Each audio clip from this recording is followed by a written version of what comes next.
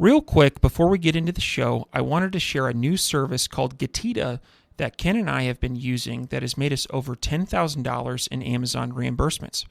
The service requires no monthly subscription, and Getita collects a small percentage of the money they recover for you. It takes less than 5 minutes to set up and works on all Amazon marketplaces.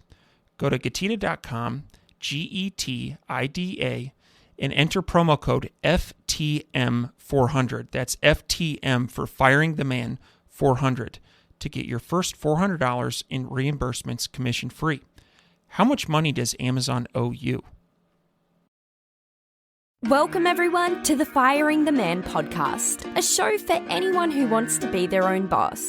If you sit in a cubicle every day and know you are capable of more, then join us. This show will help you build a business and grow your passive income streams in just a few short hours per day. And now your hosts, serial entrepreneurs David Schomer and Ken Wilson.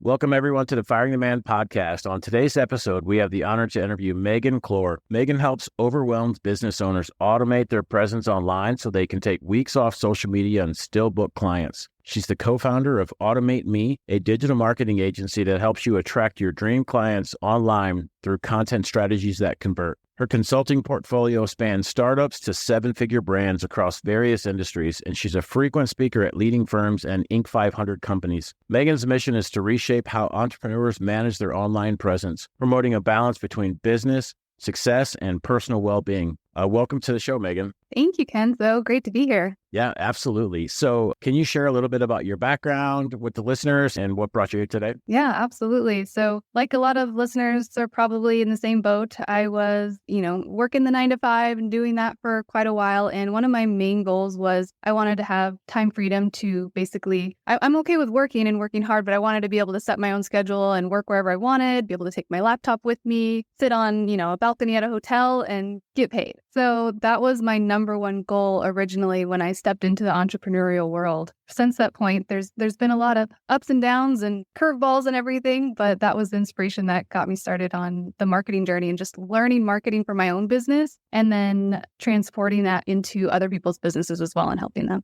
Okay, excellent. So you had mentioned your experience and your history. You had some ups and downs along the way, and so I personally learned from a lot of those. And so, can you share a little bit about so ups and downs, and then what kept you motivated to keep going when you hit those those down cycles? So my first online business was in the health coaching arena. So I started out in the health coaching business and thought like a lot of new entrepreneurs, like, okay, I'm going to go put a course out there. I'm going to make millions. I'm going to be an overnight success. And of course that didn't happen. It was something where when I first got started, my very first product was a cookbook. And I thought I would like this. We were up until like 1 o'clock at night on Black Friday, right after Thanksgiving, me and my husband, because we worked together, getting it done, ready to launch on Black Friday. And like nobody bought. Thinking back now, I realized that was like the dumbest day ever to start a brand new product and launch something because your market isn't completely saturated. There's everybody else trying to be out there as well. That was one of those moments where because we worked so hard on it and didn't see the results,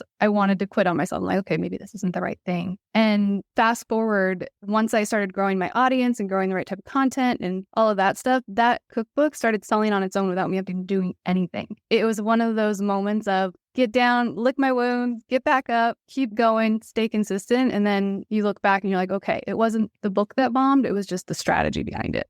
Nice. And so I really like how you kind of like paused, analyzed it and thought like, okay, that was I found my mistake. It was a bad launch and then kind of regrouped and went back at it. It's like falling forward every time. And so for the listeners, that's crucial. So thanks for sharing that. It's oftentimes that entrepreneur, you a lot of times see the wins. Everybody wants to talk about their wins and how good they are and all these things, but we oftentimes people try to like put it under the rug or put it in the closet or all the lessons learned, the mistakes, right? And so I think we learn the most in those. The biggest thing that I like to talk to people about, because I feel like without that, people think that they're not as far along as they should be and they beat themselves up and they give up on themselves instead of realizing, no, those are just things that people that are successful don't typically share, but it's happening to them. And it's literally part of the process of becoming successful in your business. Absolutely. I definitely agree. It's that's a crucial process of it, is not beating yourself up and saying these are going to happen. And that's how you learn. That's how you move forward, is making mistakes, because, it just, you fall forward. So next question, and I'm an introvert. A lot of the entrepreneurs that I meet in my space are an introvert. And I don't know whether it's the space I'm in or just entrepreneurs in general, but as an introvert in the entrepreneurial space, how have you leveraged that to your advantage? And what advice do you have for other introverts that are entrepreneurs? Like now I think that being an introvert is like a superpower. Before I used to think it was, my detriment. And that was something that was a negative online, because you see everyone who's extroverted and dancing on reels and doing all these flash things. And that was never, ever me. But one thing that I think a lot of introverts have in common is we're really good listeners. We don't necessarily like to be the talker all the time. We like to listen. And because we can be good listeners, it makes us good marketers, because we can listen to what our clients want and we can speak their language and give them exactly what they're looking for. So while we might not be doing the flashy stuff, we're doing the things that get people to be like, oh my gosh, you're reading my mind. How did you know I needed this right now? Here's my credit card. Yeah, that's very interesting. I've never heard anyone explain it like that, but it totally makes sense. And being an introvert, I will ask questions last versus anybody else. I'll sit and listen, like you said. And so, yeah, you're right. Like you can listen. I think read it somewhere, you're not learning if you're talking. And so if you're listening, you're learning, and it totally makes sense. And now I'm going to share with everybody that introverts have superpowers. So it's all about reframing, right? Right. That's awesome. All right. So how do you balance the need for social media presence with maintaining your own personal well-being? And how do you share with your clients to do this? I think it's really important to let people know, it's okay to have seasons. There's lots of seasons in business, and there's lots of things that, especially when you're starting out, that you have to do. And sometimes we think, okay, we need to be on all these social media channels. We need to be doing all of these things behind the scenes. We don't have a team yet. We're usually solopreneurs, and it's a lot to put on your plate all at once, especially if you're coming from a job where you only had your one job inside of a bigger corporation, right? Now you're everything. That's where people put the pressure on themselves to be consistent on social media. And while consistency does pay off, if you're not bringing in paying clients, if you're not getting income into your business and you're just posting to social constantly trying to grow your business, hoping it's going to grow, and you don't have a strategy behind the scenes, you're actually wasting time and losing out on money. So give yourself permission to have a season where you're taking a break from social while you're building out those foundational steps behind the scenes, because businesses were around way before the internet, and there's foundational marketing things that work even without social media. And it works so beautifully with social media that when you have that in play first, as you're posting, then all of a sudden those things can grow a lot faster. Yeah, that totally makes sense, like referring to it as a season. And so, there's going to be ups and downs, and you can pull back and, do some strategizing and then come back and hit it hard. A follow-up question on that is something that I struggle with. I rarely do social media, and I have maybe one social media account that I post personal stuff to. I just don't find a ton of value in social media. That's just me personally. And so for someone that is not good on social media or not really big into it, how do you know where to find your audience, who you're looking for? How would you find that? This is a great question. And this is something I've just more recently realized and come to value because of my health coaching business and what I did differently there. In my health coaching business, it was all about the health coaching side. I didn't brand it my name. I didn't have any of my personal branding there. It was all just about that product, that business. And I started from scratch when I started my marketing company. It's hard starting from scratch again. So I realized that I made a mistake by not branding myself. And I was similar to what you said. I was like, I wasn't on personal social media. I wasn't doing anything for that. What's the point? And being an introvert, again, it's like, I didn't want to be on social media, honestly. And you want to think about it like people who build themselves as the brand, and then they have all these other companies. Think of Elon Musk, for example. You know who he is and all of his companies then that come around from it, versus other companies out there where you just know the thing itself, but you don't know the maker behind it, like maybe ChatGPT, for example. I don't know who that person is, but that's the difference between showing up and consistently showing what you're doing behind the scenes and building like you're the person who launched this amazing business, so that any other business, if you ever pivot, you have that built already and you have that audience that likes you for what you're doing that can move with you as you grow.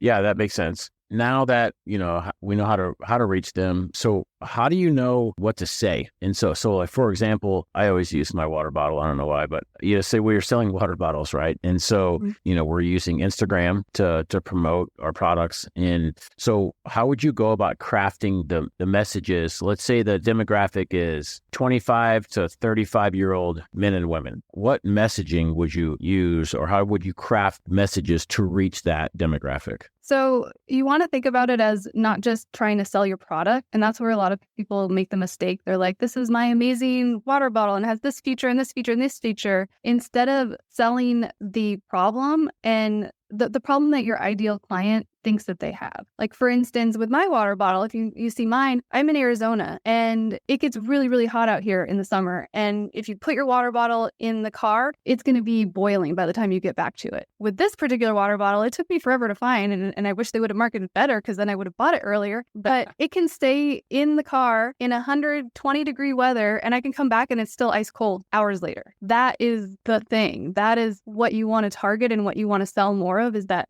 story, that struggle that your particular client is going through, and how your product is the solution to that. Got it. Okay. So the message for that would be like, showing someone on a hot day, like trying to drink hot water, and then bing, here's this water bottle that, keeps ice cold for 12 hours in a hot car. So if you're speaking to their pain points versus speaking directly to them, trying to sell to them. Yep. And speaking in a story format of that your client can relate to, because stories sell. Have you ever had that moment where you're in the car and you're thirsty, you just got out of a busy meeting and you go to drink your water and you have to spit it out because it's boiling? My follow-up question is going to be like a story. And so you just kind of shared that. I feel like I am always marketed to, and I really don't buy a ton of stuff, but when I do, it is a story that like resonates with me, and it's like, it hooks me somehow. And so storytelling. So let's add on to that a bit, like another story. Like, do you have another example of a story? Because I think it is huge.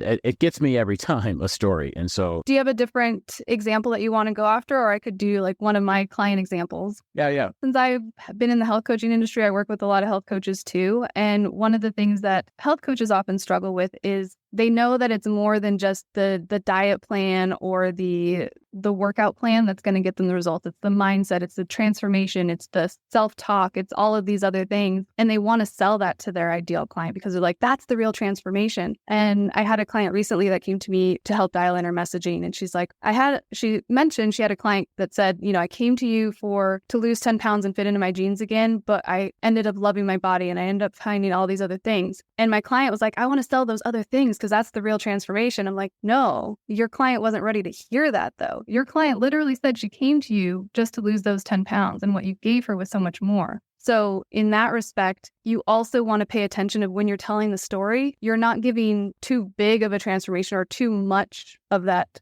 end result, and just speaking to the specific pain point that they're in that very moment of like not being able to button up their jeans, and keep it simple. Simplicity really converts too with stories. Yeah, I like the KISS theory, keeping it simple. That's always like crucial. So from your experience, what are some maybe 2 or 3 common mistakes that entrepreneurs make when they're trying to attract clients or customers on social media? One, I think, is definitely they don't understand, similar to what I was just talking about with my client, they don't understand what makes people buy their product or program in the first place. And they think it's something else. They think it's something grander or bigger or this thing. And they almost speak over people's heads sometimes instead of speaking in their ideal client's language. And the best way to do the opposite, like the more effective way, is just to pay attention to what people are saying. Like, go to your competitors' Instagram pages and that are larger accounts and pay attention to the comment. What are people saying on posts? What is their exact words? That is what is really going to help you with being able to get the right messaging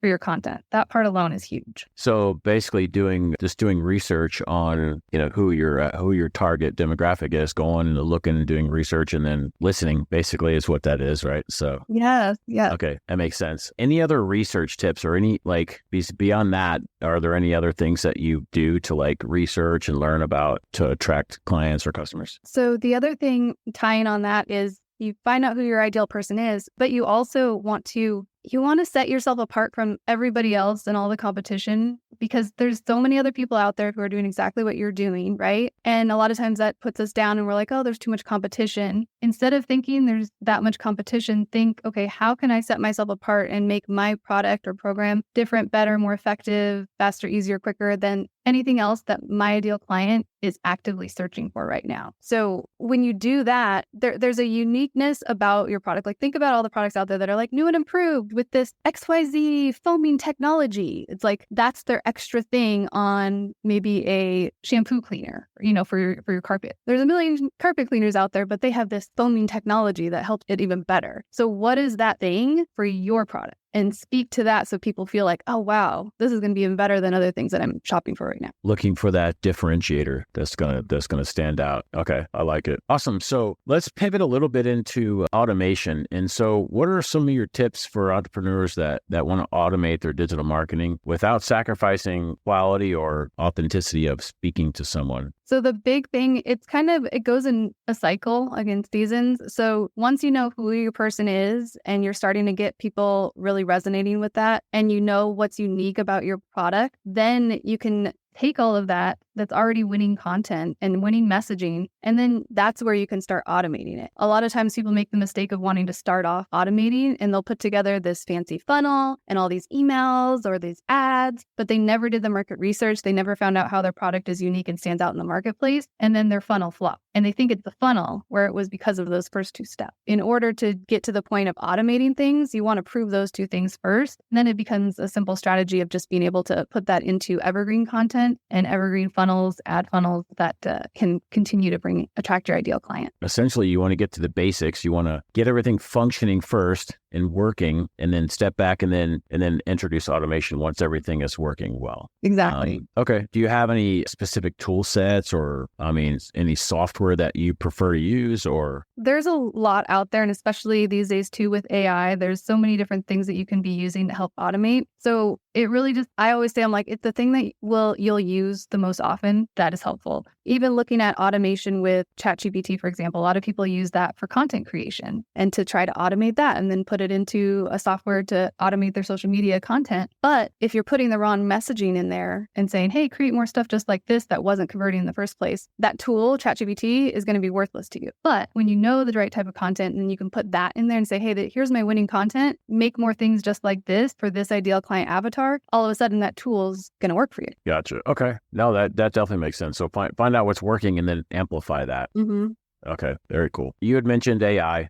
It seems like we can't get through a podcast in the last 6 months without talking about AI. So let's chat about AI. So what's your stance on AI and digital marketing, and how is Automate Me utilizing AI to help clients? So AI, kind of like what we're just talking about, can be a very, very useful tool, or it can be something just like social media that sucks all your time and doesn't give you any monetary tangible results. So it's all in how you use it. I personally, in our business, we're using it to help speed up what we're already doing with our clients. So for instance, just what I mentioned, when we dial in a certain strategy, a marketing strategy for our clients that we know is converting, then we're able to plug something into ChatGPT and ask it to come up with 10 other scenarios that are similar to that. And then that just from there, we can fine tune it because we know what we're looking for. So I like to use it as like an assistant, right? Like you don't want to count on it to do the work for you, but it can help speed up the process for you. Same with things that cut up content for you. Like there's plenty of things that cut up podcasts, right? And you're able to create just little snippets here and there for social media. It's a great tool, but you also want to work in having the manual review because I don't think it's quite there yet to just take it and run with it. And I agree too. Yeah, AI is it's great for amplifying what's working, but it has a likelihood of making something up if it doesn't. And so you have to proof it and make sure it's not fake before you send it out. So awesome. So anything that I didn't ask you that will be helpful to share with the audience, that any messaging that we didn't cover that you think is super important to the audience? One thing is definitely that helped me, because we talked about it earlier, just when you do have those moments where you want to give up on your business, because they happen quite often. One thing that really helped me was shortening my timeframes for my goals, but also lowering my expectations. And I know that sounds bad. Like people are like, I should be shooting for the moon and everything. But when I would have too high of expectations like I did for that ebook, and then it didn't happen, it crushed me. And it made me want to give up and quit, which means I lost momentum. Once I realized that if I just set smaller goals, like instead of, hey, I wanted to make X amount from this, it's like, If I just got 5 new opt-ins into my email, that's a win. That shows that it worked, even if I didn't get that conversion to a sale, and paying attention to those baby wins. Because so often we end up wanting to throw everything out, thinking something didn't work, when there's so many little steps that are working, and there's just tiny tweaks and optimization we need to do for it to really scale to that next level. So that really helps me mindset-wise to keep that momentum going and not give up. Sure. That's excellent advice. So for the listeners, rewind this for about 20 seconds to listen to it again. You always, something as entrepreneurs, we don't celebrate the small wins enough. And yeah, we set these lofty goals of, hey, I want to have X amount of dollars, or I want to do this and this, but we don't do those daily or weekly or monthly wins of showing that progress. And so excellent advice, Megan. Well, cool. So let's discuss automatemeonline.com and who's a good fit for this service. Absolutely. AutomateMeOnline.com. This is where you can go to essentially learn more about this strategy. It's a free training that I have put together of essentially what we do with our marketing agency clients and then also with our coaching clients. And if you're in the place where you've been posting constantly to social media, you're not seeing a return from it, you're feeling like you're wasting time, I would recommend checking it out because, again, I dive deeper into how to create the right type of content that's going to convert and speak to your ideal client. It really will help you to shorten your learning curve with social media and get paid sooner. Awesome. No, that sounds great. For every guest we have on, we send them through the ringer in what's called a fire round. Are you ready? Yep, let's do it. What are your hobbies? I love to garden, cook, hang out with my 3 crazy fur dogs, go for hikes. Okay, busy. What do you grow in the garden? We have an organic veggie garden. So right now we have watermelon growing, we have strawberries, we have some green onions, basically all the stuff that we want to trim and bring into the kitchen. That's awesome. I like it. What is one thing that you do not miss about working for the man? I would say the being chained to a desk and a location. I absolutely love, even though I still work hard and I let people know the laptop lifestyle is not about, just sitting on the beach collecting sales all the time. But it's about, hey, you can work from your hotel room and then go sit on the beach for a while and then come back and see sales. So that's definitely something that I don't miss is the being chained to the desk. Yeah, excellent. Yeah, I agree. All right. What do you think sets apart successful entrepreneurs from those who give up, fail, or never get started? Mindset. Definitely mindset and the drive to keep going and be okay with failure. So often we get afraid of failing and thinking that that's something we need to avoid, when in reality, the entrepreneurs that we look up to and the mentors out there, they've failed more times than anybody else out there has. And that's their secret weapon to success. Yes, I totally agree. Excellent advice. Megan, I want to thank you for coming on the show. How can guests contact you for services and just to reach out if they want to? I would say to connect with me on Instagram. It's just my full name is my handle,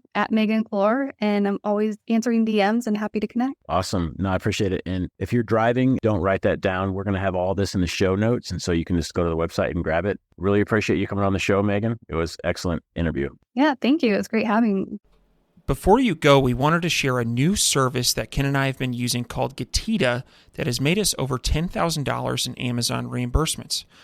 The service requires no monthly subscription, and Getita collects a small percentage of the money they recover for you. It takes less than 5 minutes to set up and works on all Amazon marketplaces. Go to Getita.com, Getida.com, and enter promo code FTM400. That's FTM for Firing the Man 400 to get your first $400 in reimbursements commission free. How much money does Amazon owe you?